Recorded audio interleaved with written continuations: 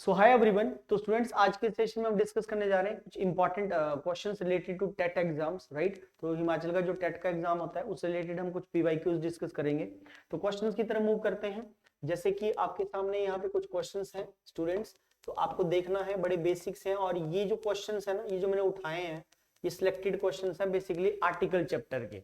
तो बड़ा बेसिक सा चैप्टर रहता है आर्टिकल्स ए एंड द, और इसके क्वेश्चंस 1 या 2 नंबर के हर एग्जाम में पूछे जाते हैं। तो टेट के एग्जाम्स में भी कई क्वेश्चंस हैं जो पीछे आए हुए हैं, राइट। तो जैसे कि बोल रहा है, fill up the blanks in the following sentence with a and the, right. मतलब ये जो 3 आर्टिकल होते हैं स्टूडेंट्स, एक ए होता है, एक आपका एन होता है और एक आपका द होता है। इसके ऊपर जो है आपको भरना है वेयर नेसेसरी। अच्छा, कई बार ऐसा भी होता है कि नो आर्टिकल वाली ऑप्शन भी आती है। आपको ध्यान रखना है कि नो आर्टिकल कई जगह लगता भी नहीं है। तो कई जगह जहां पे नहीं लगेगा वहां पे हमें नहीं लिखना है, जहां पे जरूरत है वहां पे भरना है, राइट। जैसे पहला सवाल बोल रहा है, he has come without dash umbrella. अब आपको पता है कि ये जो ए और एन होते हैं बेटा, इसमें एन जो वर्ड होता है, ये जो एन आर्टिकल होता है, ये वाउल के साथ लिखा जाता है। और वाउल कितने होते हैं आपके? ए होता है, ई होता है, आई होता है, ओ होता है और आपका यू होता है। 5 हमारे वाउल्स होते हैं और रेस्ट 21 क्या होते हैं? कॉन्सोनेंट्स होते हैं। तो वाउल्स के साथ हमेशा ही आर्टिकल एन लिखा जाता है, राइट। हिंदी के ये जो साउंड होते हैं, जैसे अ है आपका, फिर आ है, किसी वर्ड में ई वाला साउंड आ जाए, बड़ी ई वाला आ जाए, ए वाला आ जाए, या फिर एनक वाला जो ए होता है, ये जो हिंदी के ये साउंड होते हैं, ये बेसिकली वाउल साउंड माने जाते हैं, राइट। तो इसीलिए जब हम अम्ब्रेला बोलते हैं, अम्ब्रेला है ना, तो अम्ब्रेला में अ साउंड आता है, ये वाला साउंड आता है। तो इसीलिए इससे पहले लिखा जाएगा यहाँ पे एन है। तो he has come without an umbrella would be the right answer। अब देखा जाए तो यूनिक वर्ड में भी यू, देखा जाए तो अम्ब्रेला की तरह यूनिक भी स्टार्ट यू से होता है। तो क्या फिर आप इससे पहले एन लिखोगे? नहीं, क्योंकि हिंदी के ये जो वर्ड होते हैं, जैसे य है आपका, या है, व है, ल है, ये कॉन्सोनेंट में आते हैं। य या यू, ये जो साउंड होते हैं बेटा, ये कॉन्सोनेंट होते हैं। तो यूनिक में वाउल आते हुए भी साउंड वाउल का नहीं आता, कॉन्सोनेंट का आता है। तो इसलिए इससे पहले ए लिखा जाता है। जैसे यूनिक है, यूनिट है, इसमें आपको यूनिवर्सिटी का हमेशा ध्यान रखना है। यूनिवर्सिटी में भी यू साउंड आता है। तो यू साउंड कॉन्सोनेंट होता है, वो वाउल में नहीं लेते उसको, ठीक है। तो unique, unit, universal, union, university, इनके साथ कभी भी आर्टिकल एन ना लिखें, इनके साथ हमेशा ए लिखते हैं। सेकंड बोल रहा है, dash Ganga is dash sacred river, है ना। अब आपको पता है जो रिवर्स के नाम होते हैं, जितनी भी नदियां होती हैं, उनसे पहले हमें हमेशा ही आर्टिकल द लगाते हैं। The Ganga, the Yamuna, the Brahmaputra, right, ऐसे बोलते हैं। तो यहां पे आ जाएगा आपका आर्टिकल द। तो it should be the Ganga is dash sacred river. तो अब गंगा की बात तो कर रहे हैं, रिवर के नाम से पहले तो द आएगा, लेकिन हम नदी की तो एक की ही बात कर रहे हैं, तो यहां पे आएगा बेटा अ। So the Ganga is the sacred river. This could be the right answer over here. So पहले में एन आएगा क्योंकि बाउल आ रहा है, दूसरे में द और ए आ जाएगा। थर्ड और फोर्थ पे आ जाइए। क्वेश्चन नंबर थर्ड फोर्थ, पूरा dash French defeated dash Germans. अब फ्रेंच, ये सिटीजन की बात आ गई, राइट। तो आपको एक बात और क्लियर कर रहा हूं, कुछ एडिशनल बातें भी बता रहा हूं। सिर्फ हमें इन क्वेश्चंस तक सीमित नहीं रहना है, तो हमें अलग नॉलेज भी बिल्ड करनी है, ठीक है। तो जो भाषाएं होती हैं, हमेशा ध्यान रखना, जो लैंग्वेजेस होती हैं स्टूडेंट्स, लैंग्वेज के साथ कभी कोई आर्टिकल नहीं लिखते। English is a very beautiful language, right. Chinese is a very difficult language to speak for those who have never been to China. मतलब जो चाइनीज भाषा है वो बहुत कठिन होती है, बोलना भी उसको कठिन होता है, लिखना भी कठिन होता है, उनके लिए जो कभी चाइना नहीं गए हैं। तो मैंने बोला Chinese is a very difficult language, मैं यहाँ पे द चाइनीज नहीं बोल सकता। अगर मैं द चाइनीज बोलूंगा तो गलत हो जाएगा, राइट। तो यहाँ पे सिटीजन की बात कर रहे हैं, भाषा की बात नहीं कर रहे हैं। लैंग्वेज के साथ तो आपको बता दिया मैंने, आर्टिकल द नहीं लगता। लेकिन the French defeated the German, इनमें दोनों ही वाक्यों में द लिखा जाएगा। क्यों लिखा जाएगा? क्योंकि भाई यहाँ पे हम सिटीजन की बात कर रहे हैं, ना कि लैंग्वेज की बात कर रहे हैं। अब नेक्स्ट बोल रहा है, which is dash holiest river in India. Which is dash holiest, ठीक है। अब देखो डिग्रीज होती हैं एडजेक्टिव के अंदर, आपको पता है कि बेटा पॉजिटिव डिग्री होती है एडजेक्टिव की, सेकंड इसकी कंपैरेटिव डिग्री होती है,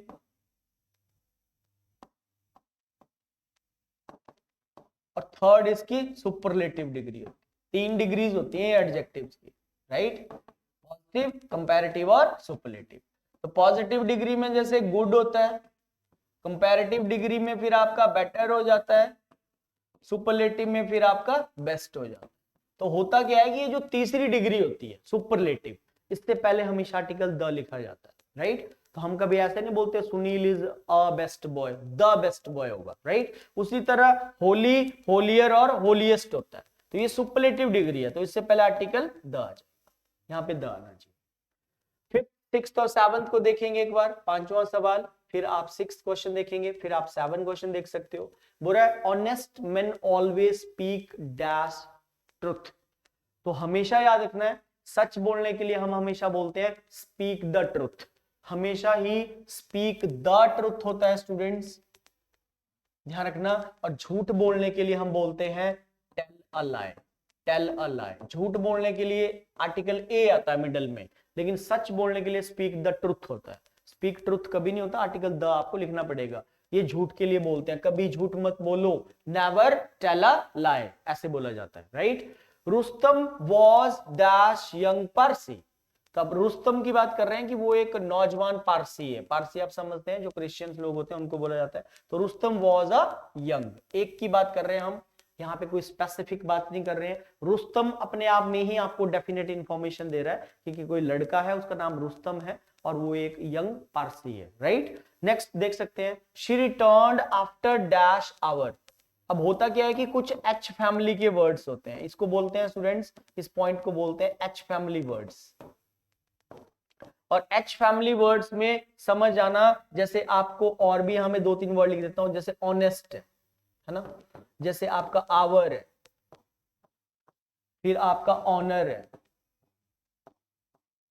फिर आपका ऑनरेबल है। इन सारे शब्दों में समझो ये एच है ही नहीं, ये साइलेंट होता है, एच यहाँ पे साइलेंट होता है बेटा, ठीक है। कभी भी यहाँ पे आप ह को प्रोनाउंशिएट नहीं करोगे, ह साउंड कभी नहीं आता इन शब्दों में। ऑनेस्ट बोलते हैं, नॉट हॉनेस्ट, ह नहीं आएगा, सुनाई नहीं देगा, एच यहाँ साइलेंट होता है।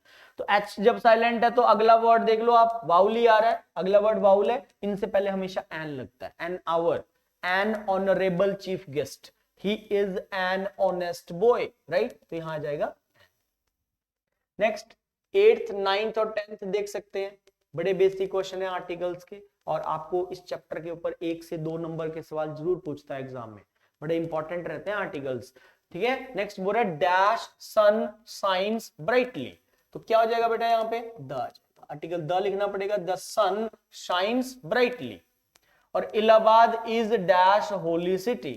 अब यहां पे बच्चे द लगाने लग जाते हैं, लेकिन वो एक ही शहर की तो बात कर रहा है ना, इलाहाबाद शहर की बात हो रही है। So is a holy city, क्योंकि हम सिंगुलर की बात कर रहे हैं, सिंगुलर काउंटेबल नाउन की जब बात होती है तो उससे पहले हमेशा आर्टिकल ए को लिखा जाता है, वहां पे कभी भी द ना लगाए, right. Sanskrit is dash easy language. अब इजी का ई क्या आ गया, वाउल, वाउल आ गया, तो यहाँ पे क्या लिखा जाएगा, एन इजी लैंग्वेज।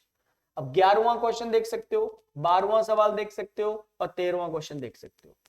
तो 11वां में बोल रहा है Kashmir is dash Switzerland of India, कि जो कश्मीर है एक प्लेस का नाम है, स्विट्जरलैंड है वो भी एक जगह का नाम है। तो कश्मीर स्विट्जरलैंड नहीं है, लेकिन कश्मीर को स्विट्जरलैंड के साथ कंपेयर किया जा रहा है कि जो कश्मीर है वो भारत का स्विट्जरलैंड है। जैसे आप बहुत अच्छी बैटिंग करते हो, आप बड़ा अच्छा क्रिकेट खेलते हो, तो मैं बोलता हूँ you are the Tendulkar of our team, you are the Virat Kohli of our team, कि आप तो हमारी टीम के विराट कोहली हो। So you are not a Virat Kohli, but मैं आपको कंपैरिजन कर रहा हूं विराट कोहली के साथ, राइट, क्योंकि आपकी बैटिंग बहुत अच्छी है। तो कश्मीर इज द, यहां पे आएगा बेटा the, Kashmir is the Switzerland of India, ऐसे बने। तो dash Himalayas lie to dash north of India. तो जो हिमालयाज होते हैं, जो माउंटेन्स नेम होते हैं, रिवर्स नेम्स होते हैं, बेज नेम्स होते हैं, ऑर्गेनाइजेशंस नेम्स होते हैं, राइट, फिर आपके फाउंडेशंस के नेम्स होते हैं, क्लब्स के नाम होते हैं, उनसे पहले हमेशा आर्टिकल द लगता है। So the Himalayas lie to the, directions जितनी भी होती हैं बेटा, the north, the south, the east, the west, हम बोलते हैं the sun rises in the east, तो द ईस्ट बोलते हैं ना, क्योंकि डायरेक्शन आगे आगे। तो डायरेक्शंस के बाद साथ हमेशा आर्टिकल द लिखा जाता है। दिशाओं के नाम से पहले, डायरेक्शंस के नाम से पहले आर्टिकल द लिखना पड़ता है, ये ध्यान रखना। अब बोल रहा है Mahabharata is dash holy book of dash Hindus. अब हिंदूज क्या है भाई? महाभारत रामायण महाभारत कौन पढ़ते हैं? हिंदू पीपल पढ़ते हैं। धर्मों के अनुसार, धर्मों के नाम के साथ हमेशा आर्टिकल द लिखना पड़ता है बेटा, ठीक है। द हिंदूज होता है, द मुस्लिम्स होता है, द सिख्स होता है, इस बात का हमेशा ध्यान रखें। तो यहाँ पे तो द आएगा, द हिंदूज, राइट। और धार्मिक जितनी भी किताबें होती हैं बेटा, उनके नाम से पहले हमेशा आर्टिकल द लिखा जाता है। The Ramayan, the Gita, the Quran, the Guru Granth Sahib, the Mahabharata, the Ramcharitmanas, ऐसे बोलते हैं। तो ये धार्मिक बुक है, रिलीजियस बुक के नाम से पहले द आएगा। मतलब दो जगह तो आर्टिकल द फिट हो गया, द महाभारता, द हिंदूज। लेकिन जो होली बुक है, महाभारता जो एक होली धार्मिक किताब है, वो किसकी है? इज अ, एक किताब की बात कर रहे हैं ना, तो बीच में ए आएगा। So the Mahabharata is a Holi book of the Hindus, ऐसे बन जाएगा।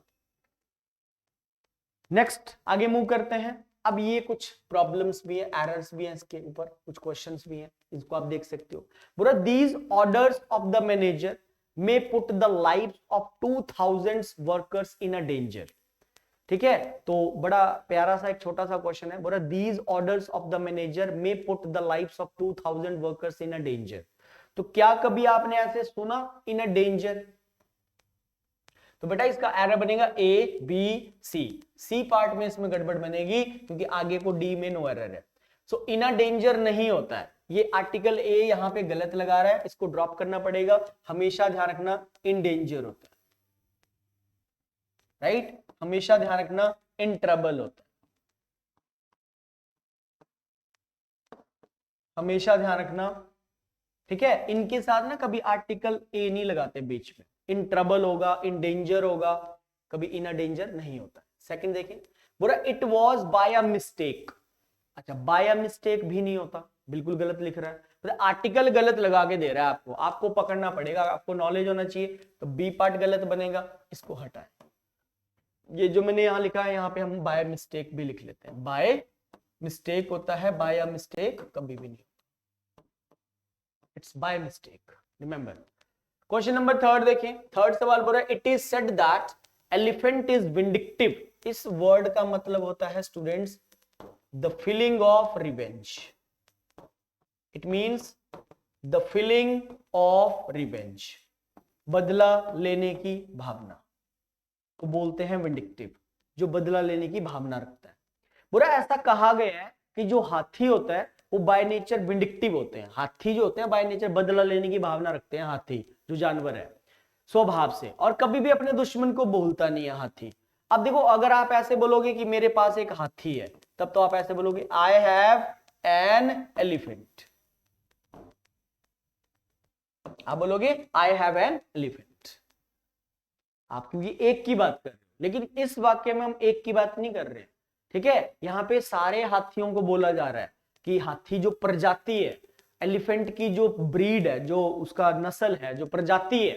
तो जब पूरी होल क्लास को रेफर करने की बात आती है, जब हम होल क्लास को रेफर करते हैं स्टूडेंट्स, तो वहां पे कभी भी आर्टिकल जो है एन नहीं लगता। वैसे तो एन आना चाहिए, वाउल आ रहा है यहाँ, लेकिन बेटा यहाँ एन नहीं आएगा। यहाँ पे ध्यान रखना, यहाँ पे होल क्लास के लिए आर्टिकल द लिखा जाता है, राइट। तो यहाँ पे आएगा that the elephant could be the right answer. ये ऐसे बनेगा आंसर।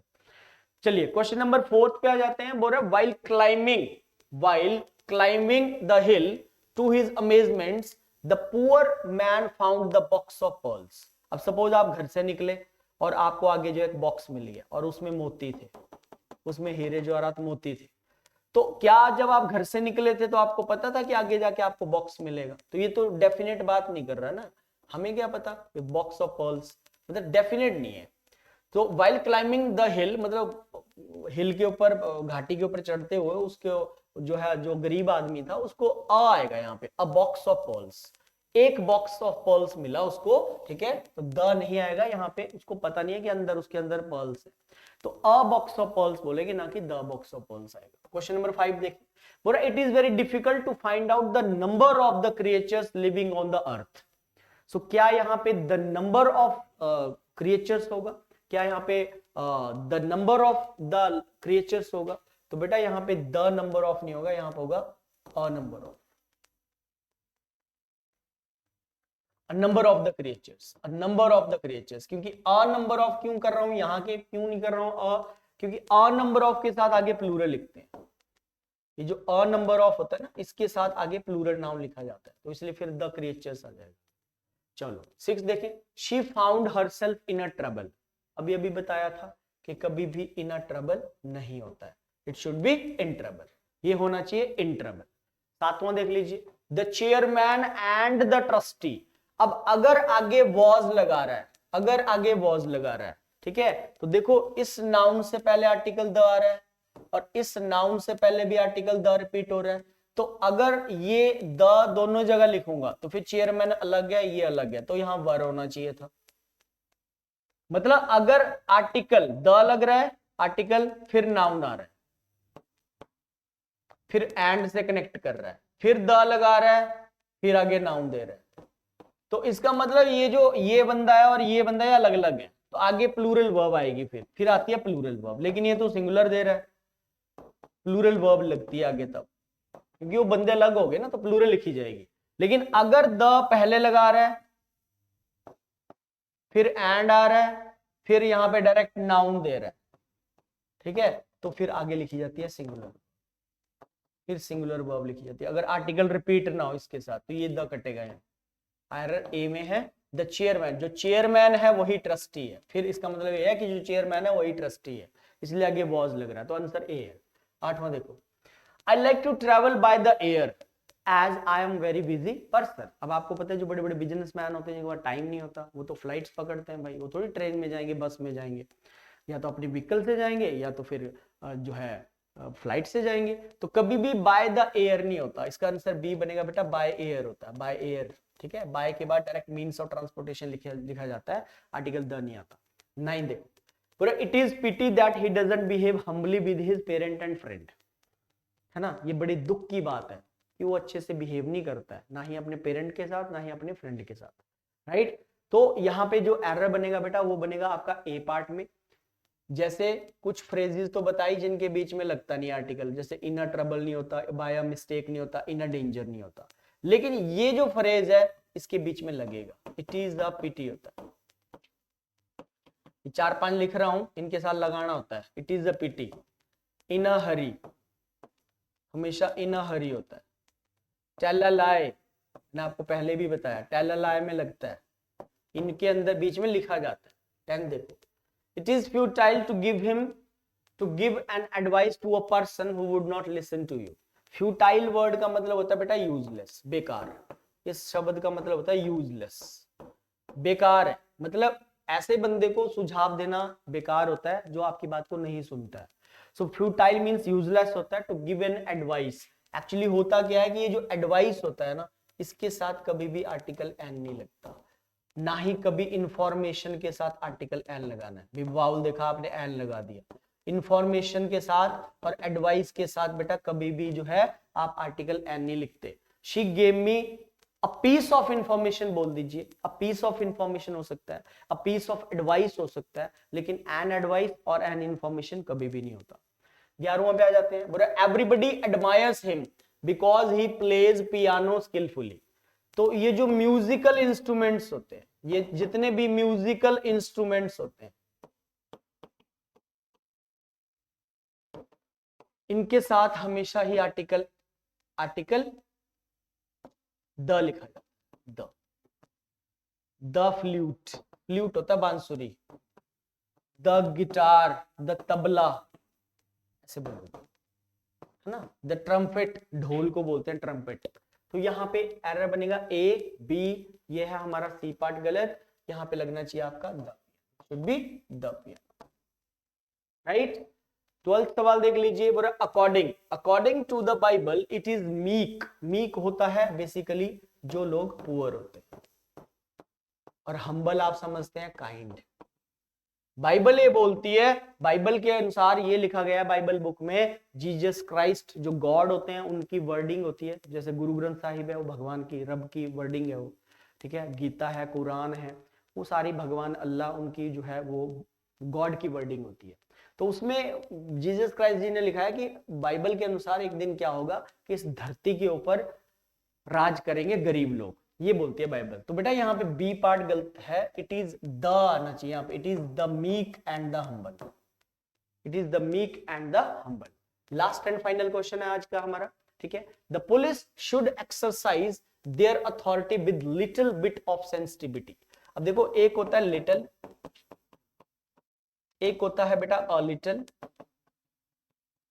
और एक होता है हमारा द लिटिल। तो होता क्या है, ये होता है बेसिकली जीरो, इसका मतलब होता है सम, और इसका मतलब होता है सारा, ठीक है। तो यहां पे the police should exercise their authority with a little, with a little, answer बनेगा B, with a little bit of sensitivity and humanity, मतलब उनको भी मानवता दिखानी चाहिए जो पुलिस वाले होते हैं, ठीक है। सो लिटिल यहाँ जीरो है, लिटिल का मतलब नेगेटिव होता है, इसलिए यहाँ पे आंसर बनेगा बेसिकली अ लिटिल, राइट। तो आई होप आपको ये कॉन्सेप्ट समझ आया होगा। आर्टिकल्स के ऊपर मैंने आपको एक थोड़ा ओवरव्यू दिया है कि कैसे इसके एरर करने हैं आपने, कौन सी फ्रेजेज होती है जो अपने बीच में आर्टिकल ए को लेती हैं, कौन सी फ्रेजेज होती है जिनके बीच में आर्टिकल को कभी लिखा नहीं जाता, राइट। सो मिलते हैं नेक्स्ट सेशन में। Thank you very much, take care, see you.